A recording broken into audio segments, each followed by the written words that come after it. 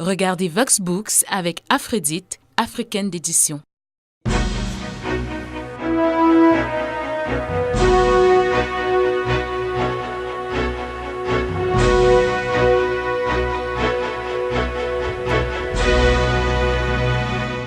Madame, bonsoir, monsieur, bonsoir, bienvenue dans Vox Books. L'ouvrage que nous allons parcourir tout au long de cette émission s'insurge contre les égocentrismes, les préjugés qui sont en train de ruiner l'humanité.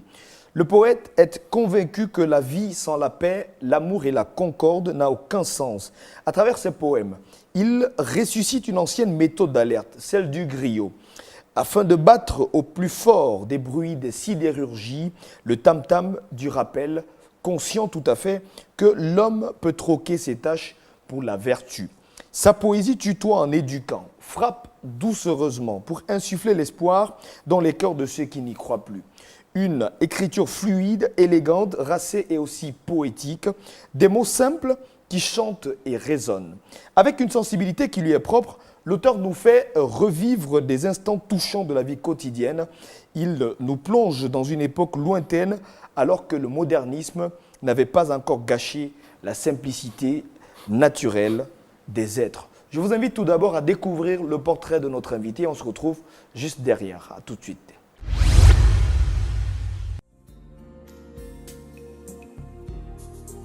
Juriste de formation, Daouda Mbombo est un auteur camerounais qui explore plusieurs genres littéraires. Auteur de recueils de poésie parus aux éditions L'Harmattan Paris, Le Griot des temps modernes en 2016 et Les Fleurs des Fleurs plus midi en 2013, œuvre inscrite au programme scolaire au Cameroun. Il est également co-auteur de Nostalgiaque, Air dénudé paru en 2013 aux éditions L'Harmattan Cameroun. Il a participé à plusieurs anthologies poétiques. Il est président de la SPAC, la Société des poètes et artistes du Cameroun, et à l'initiative du festival Africa Poésie.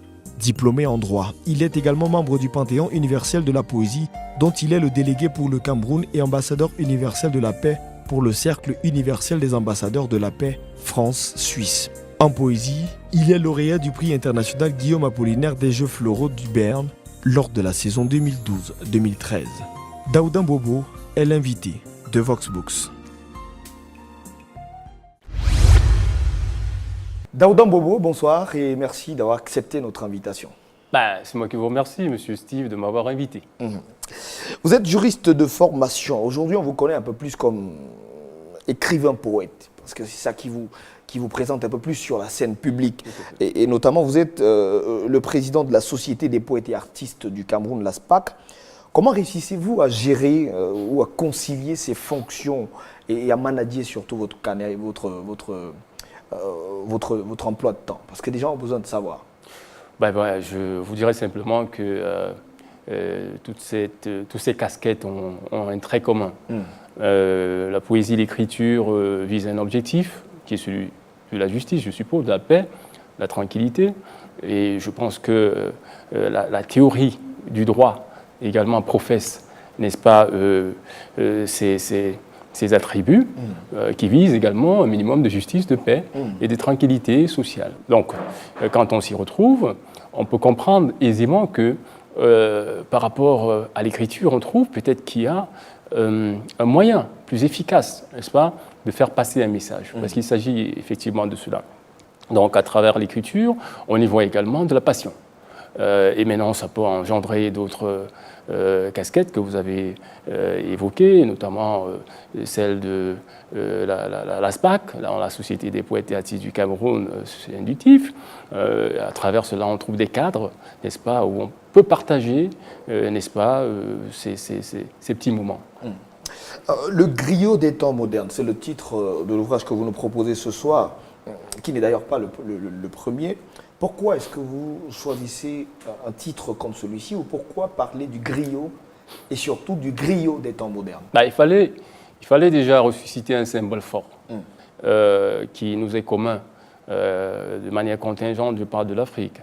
L'Afrique a connu ses griots. Ça n'a rien à voir avec d'autres définitions qu'on peut donner de ce mot-là. D'ailleurs, au départ, quand il est paru le recueil, on a cru que c'était justement un peu négatif pour celui-là qui passe le temps à dire des choses sans fondement. Mais au fond, quand vous faites un peu de recul pour comprendre, vous savez que nous avons toujours été finalement encadrés par ces gens-là, qui étaient des gens simples, humbles, mais qui étaient vecteurs de paix, qui étaient vecteurs d'équilibre et qui professaient l'amour, comme je le disais tantôt. Et donc, c'est la raison pour laquelle les chefs, les rois, n'est-ce pas, s'accompagnaient généralement des griots. Et le griot, à mon sens, n'est-ce pas, est une richesse qu'on doit revaloriser. Et il avait ceci de particulier, qu'il avait cette oralité, n'est-ce pas, qui n'était pas l'apanage de tous. Parce qu'il fallait être un griot pour dire certaines choses. C'est lui seul qui pouvait s'élever et raconter les tares de la vie, les vicissitudes de la vie, le quotidien, l'animer, et on l'écoutait à ce moment-là. Donc aujourd'hui, ça revêt une nouvelle forme. Tout simplement, on peut passer de l'oralité à l'écriture, n'est-ce pas, sans dissocier le fond ni la forme. Donc moi, je pense que je suis resté constant dans cette logique-là. Vous avez fait allusion un tout petit peu au recueil Les fleurs des fleurs puis midi, et qui est également dans cette mouvance, parce que ça met en valeur, n'est-ce pas, ce que nous avons de particulier dans nos traditions.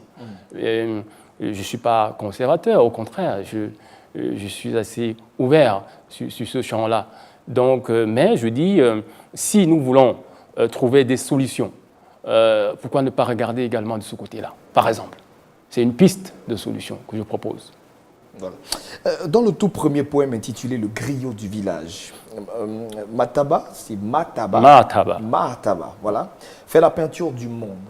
Comment est-ce que ce personnage perçoit-il le monde, selon vous? Un monde qui, on va le dire, est un peu complexe aujourd'hui. Ah ben oui. Mataba, le griot du village, vous voyez, il est unique en son genre. Et c'est quelqu'un qui peut fédérer toutes les consciences en un seul lieu, en un seul point. C'est ça la force du griot.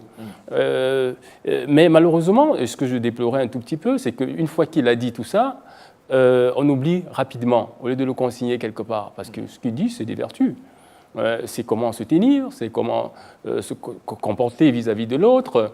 Et vous voyez, vous allez comprendre que ça rentre dans l'esprit de ce que j'appelle la poésie de développement, tout simplement, parce que à travers cela, on peut apprendre à s'équilibrer, on peut apprendre à se comprendre, on peut s'écouter, parce que, vous savez, de plus en plus, c'est difficile de s'écouter de nos jours, hein, même dans les familles. Un peu plus loin, le voisinage, vous avez des gens qui sont voisins, mais ils ne se parlent pas. Donc, le griot, de manière drôle et subtile, réussissait à faire passer des messages. Et c'était ça le plus important. Un autre poème, c'est « Il y a le totem de Matam ». Ben ouais. Il s'agit de quel totem spécifiquement et surtout quelle est l'histoire qui se cache derrière ce dernier? Et bien là, vous touchez un point qui est propre à une région, un département on va dire à la et à un village, Cameroun. un village de cette aire géographique-là. En fait, c'est un village qui s'appelle Manka. Et puis, il se dit, ça rentre dans l'histoire du peuple Bamoun, hein, il se dit que c'est de là qu'est parti le roi pour accéder au trône. Parce que quand il est arrivé, après la traversée qu'il a faite, quand il s'est retrouvé à Fumban, qui était occupé par les gens qu'on appelait les Pamben, il a d'abord eu un peu de recul, et c'est là qu'il a eu son assise. Parce qu'en même temps, Matam, c'est cette source d'eau, n'est-ce pas, qui était la chasse gardée du roi. Vous comprenez que c'était un puits assez particulier, parce que c'est de là qu'on puisait de l'eau pour donner au roi. Vous voyez? Alors, et c'est de là donc que tout s'est fait. Il est parti de ce petit village-là pour accéder au trône. À la page 23, on a le poème intitulé « La contribution des âmes ». Vous dites « À l'heure où le pêcheur très tôt lèvera son camp, je partirai dans le noir rejoindre mon nirvana. À cette minute donnée de ce moment fatidique, je rejoindrai mes prairies, mes vastes champs de coton. J'ai sollicité ta présence en ces lieux de souffrance et à cette heure citée parce que mon heure est venue. Je suis en train de partir et je salue ici ton courage. Par toi, ma déculottée, hélas, ne te hait point.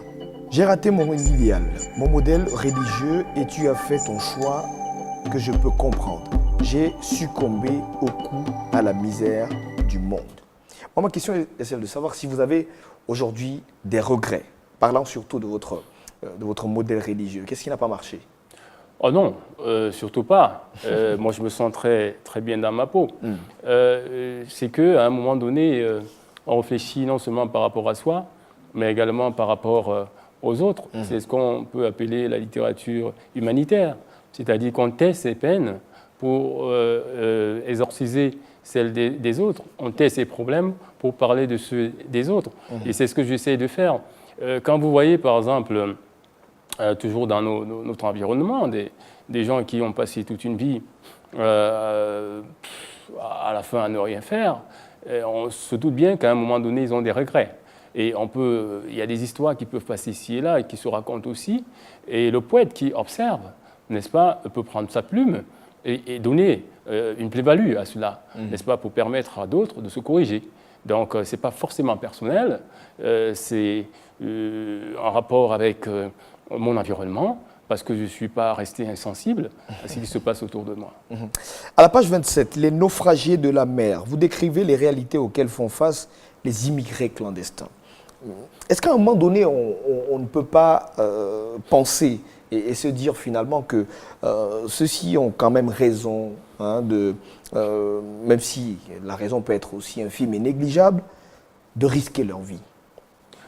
Oh ben écoutez, ça c'est un sujet que je ne pouvais pas m'empêcher de développer parce qu'il est d'actualité. Vous allez voir, la France aujourd'hui est saturée de tous ces immigrés qui essayent d'y aller parce qu'ils pensent que là-bas, ils auront l'Eldorado. Moi, ce n'est pas ma conception. Moi, je crois que partout où on se trouve, on peut faire son nid. Mais je regrette simplement la manière dont ils sont traités. Parce que quand même, il y a les droits de l'homme, les droits humains, qui sont fondamentaux. Il faut un minimum de respect par rapport à cela. Mais en même temps, c'est un point qui me permet de rebondir, parce qu'il faut, à ce moment-là, interroger les politiques publiques dans ce sens-là, pour le déplorer. Et dire que si, effectivement, les conditions étaient propices pour que les gens se déploient aisément dans leur environnement, je pense que ils n'auraient pas ces rêves. Donc, je crois que la question nous interpelle tous, que ce soit les pouvoirs publics, que ce soit les individus, parce que vous savez, même sur le plan des relations internationales, il y a les individualités positives qui peuvent s'exprimer à un moment donné et changer la donne. Donc, ce n'est pas toujours l'affaire des gouvernements, comme on le dirait souvent, parce que je jette le propre sur le gouvernement et tout. Mais il faut dire que ce sont eux qui activent les leviers. Ce sont eux qui mettent en œuvre des politiques, voilà, n'est-ce pas, pour que cela se fasse. Donc, on peut le déplorer. Et tout ça, honnêtement, participe de ce que nous essayons de résoudre comme problème. Parce que l'écrivain n'est pas celui-là qui écrit simplement pour écrire. Quand il écrit, c'est pour qu'il y ait des solutions, et il les propose. D'ailleurs, à travers cela, vous allez comprendre que je déplore en même temps tout ça. Et quand vous voyez, pire encore, ce que vous n'êtes pas en train de peut-être dans le fond, vous voyez des femmes parfois qui sont enceintes et qui saturent ce genre de paquebot, qui parfois finissent à la déroute et se retrouvent dans des conditions des plus insalubres, donc inhumaines. Et vous allez comprendre là que c'est à dénoncer, c'est déplorable. Il faut faire quelque chose, l'urgence à la pensée, comme disait quelqu'un. Je vous propose, Daouda Bobo, de marquer une petite pause. On va prendre ce reportage réalisé dans le cadre de notre clin d'œil de la semaine et on va se retrouver juste derrière pour la deuxième partie de cette émission. Les zones de conflit réels ou apparents existant entre les cultures africaines et l'évangile du Christ portent aujourd'hui atteinte à la pérennité de l'Église et à l'appropriation effective du christianisme sur le continent. C'est le constat fait par le missionnaire Zachary Manim, auteur de l'ouvrage « Évangile et culture, jalons de réconciliation », présenté ce 22 juin au Centre culturel camerounais de Yaoundé. C'est un manuel de réflexion qui va permettre à l'Église de faire la différence entre ce qui est acceptable du point de vue biblique et ce qui n'est pas acceptable du tout, et aussi ce qui est neutre. Voilà le contexte culturel dans lequel nous nous trouvons.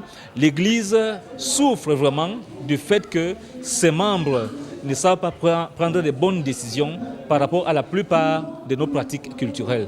Fort de toute l'embrouille qu'a souvent entraîné l'expression de la foi chrétienne dans le contexte africain, l'ouvrage se positionne comme un manuel de réflexion et de formation à l'Église et aux organisations chrétiennes en vue de l'appropriation du message évangélique d'une manière culturellement adéquate. Je crois qu'avec cette réflexion qui est en même temps orientée vers la recherche par rapport aux différentes cultures, les antagonismes qui se sont exacerbés entre-temps entre l'Évangile et les cultures vont s'évanouir.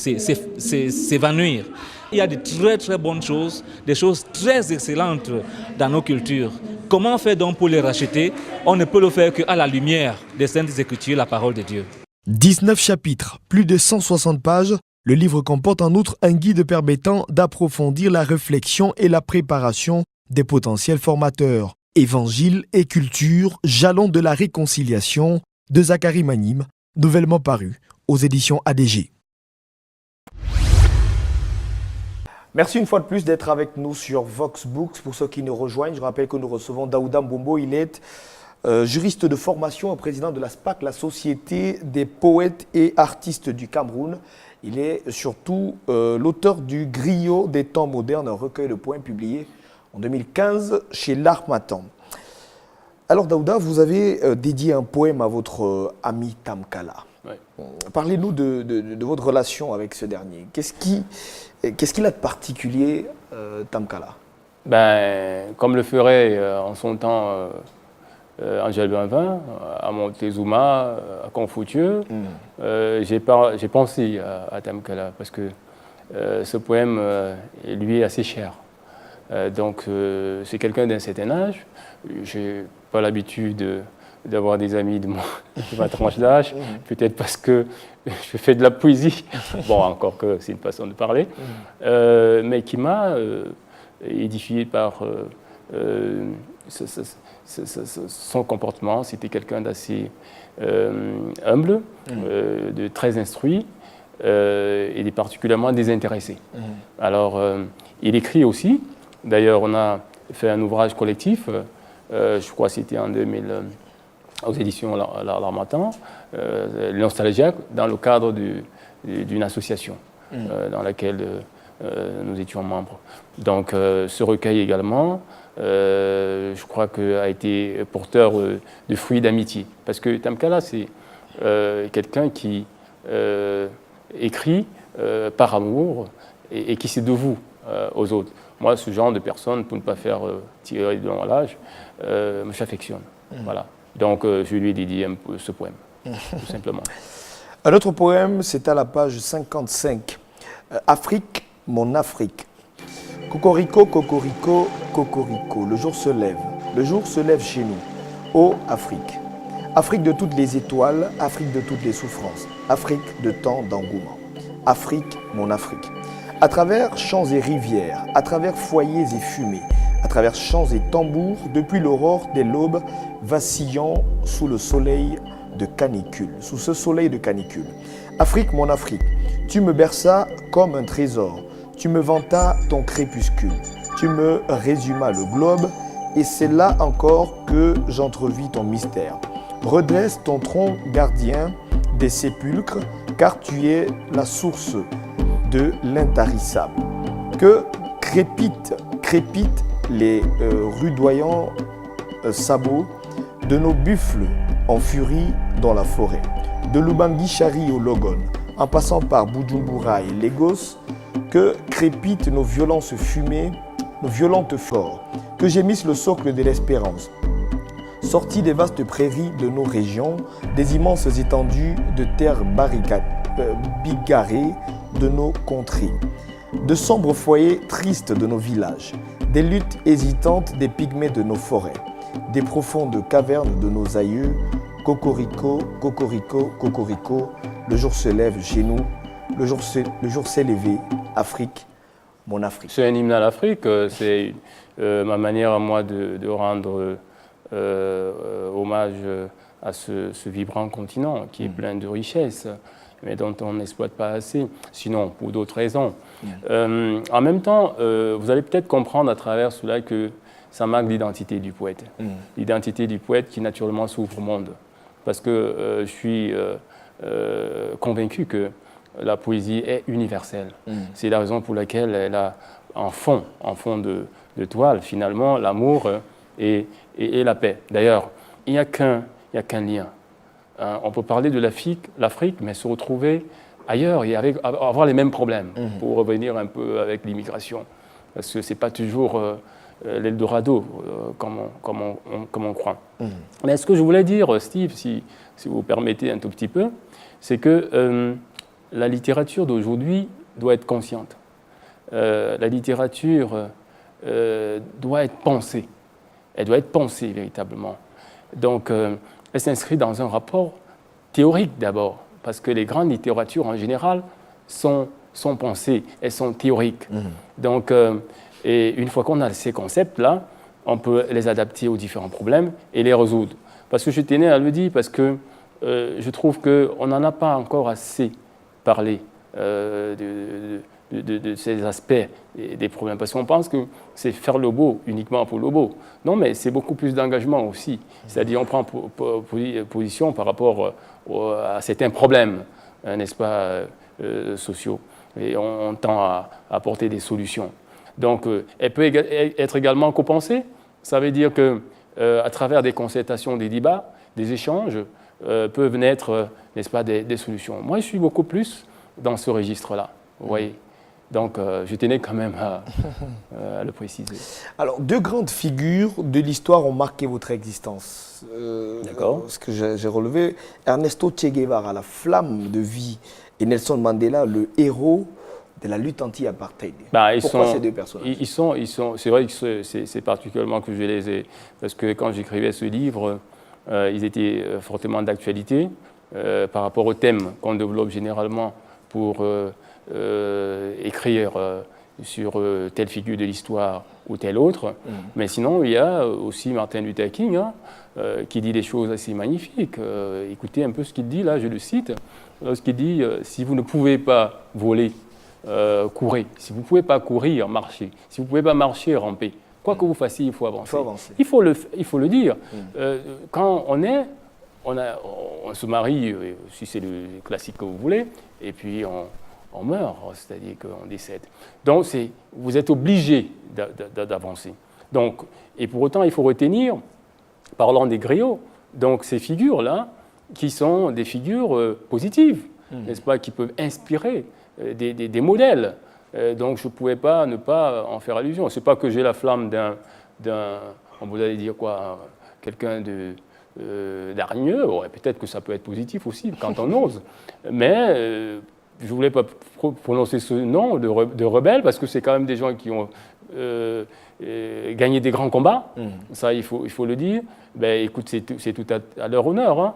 Heureusement, vous terminez sur une bonne note, une espèce d'épilogue que vous proposez, notamment à la fin de votre ouvrage, qui nous laisse retenir qu'effectivement, vous accusez la haine, qui sont des grands fléaux, vous dénoncez l'ignorance, la violence et surtout, vous prônez la paix et l'amour. Des valeurs qui sont extrêmement chères à votre personne. Ben, vous savez, je suis d'avis avec Socrate, que nul n'est méchant volontairement et que tout mal dérive d'une ignorance de soi qui se prend pour savoir. Donc, il faut toujours corriger le tir, rectifier le tir, si vous voulez. C'est toujours ça qu'il faut. C'est un effort constant et permanent qu'il faut pouvoir inscrire dans son carnet au quotidien. Parce que l'homme est perfectible. Moi, je crois que l'homme peut troquer ses tâches, n'est-ce pas, pour être plus vertueux. C'est la raison pour laquelle, d'ailleurs, nous sommes dans ce style, n'est-ce pas, qui touche l'âme, qui touche la sensibilité. C'est pour que, à un moment donné, il y ait moins entre guillemets, de méchants. Donc, pour revenir à Socrate. Donc, c'est un peu ça aussi, la littérature, et la force de la littérature qu'aucune autre chose ne peut donner. Merci en tout cas, Daouda Mbobo, d'être passé sur le plateau de Voxbook. Je vais rappeler à nos téléspectateurs que vous êtes juriste de formation et président de l'ASPAC, la Société des poètes et artistes du Cameroun. Vous êtes surtout l'auteur de l'ouvrage que nous venons de parcourir, Le griot des temps modernes, un recueil de poèmes que vous avez publié en 2015 chez L'Harmattan. Merci. C'est moi qui vous remercie et c'est la deuxième fois que je participe à cette émission. Je vous en félicite, j'espère qu'elle va perdurer, parce qu'elle donne la possibilité aux auteurs de mettre en exergue ce qu'ils font, et elle permet également aux téléspectateurs de s'informer, puisque ce n'est pas tout le monde qui va en librairie, malheureusement, et c'est ça le problème avec l'écriture, vous voyez, parce que l'oralité, ça touche directement, la musique, vous l'écoutez tout de suite, mais l'écriture, il faut faire des efforts. Donc ça, c'est tout à l'actif, n'est-ce pas, de Vox Africa. Donc merci beaucoup Steve Ngena de m'avoir reçu. Voilà, en tout cas c'est l'une de nos missions principales dans cette émission, celle de pouvoir susciter chez le lecteur cette envie de lire. Merci à vous à la maison de nous avoir suivis. Je rappelle que nos adresses restent disponibles. Joignez-nous comme vous avez l'habitude de le faire. On se quitte comme traditionnellement avec un livre nouvellement paru et un autre disponible en librairie. Je vous donne rendez-vous la semaine prochaine. Bonsoir. Devant toute la cour royale sidérée par l'attitude de cet étrange marabout osant ainsi défier notre roi, si puissant que jamais aucun homme ne s'était jusqu'alors mesuré à lui, le cavalier et sa monture décollèrent du sol, oui, tu entends bien, décollèrent d'environ 15 mètres de haut. La légende du roi sorcier, de Boubé Ama, nouvellement paru aux éditions Ifriqiya.